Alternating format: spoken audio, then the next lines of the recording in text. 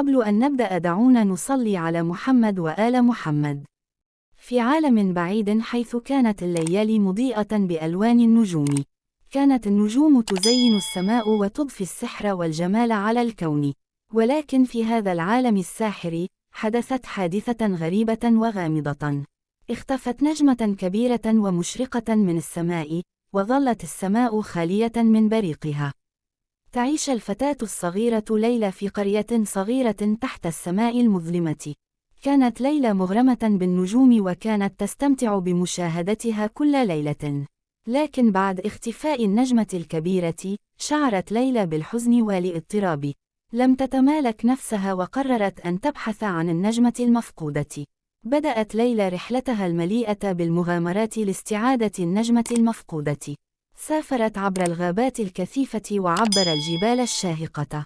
التقت بمخلوقات غريبة واكتشفت أسراراً خفية في طريقها. في إحدى الليالي، وجدت ليلى نفسها في كهف عميق. وكانت هناك نجمة صغيرة واحدة تضيء الكهف. أدركت ليلى أن هذه هي النجمة المفقودة. كانت النجمة الصغيرة تبكي وتشعر بالضياع والوحدة. اقتربت ليلى من النجمة وبدأت تحدثها برفق. استمعت لقصتها وكيف انفصلت عن بقية النجوم وضاعت في عالم غريب. أبدت ليلى تعاطفها ووعدت النجمة بمساعدتها على العودة إلى السماء. عاونت ليلى النجمة الصغيرة على مغادرة الكهف واسترداد قوتها. مشتاقة للمنزل، توجهت النجمة وليلى معا إلى السماء.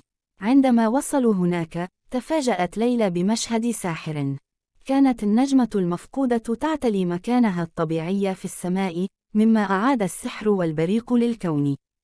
تودع ليلى النجمة الصغيرة وتشعر بالفرح والسعادة لأنها ساهمت في إعادة النجمة إلى مكانها الصحيح. وبينما تنظر إلى السماء، تشعر بالأمل والإلهام، لأنها تعلمت أن حتى أصغر الأشياء يمكنها أن تصنع فرقاً كبيراً. وهكذا انتهت قصة النجمة المفقودة، حيث تعلمت البطلة ليلى قيمة الصبر والتعاطف وأن الأمل والإصرار يمكنهما استعادة الجمال والسحر إلى العالم.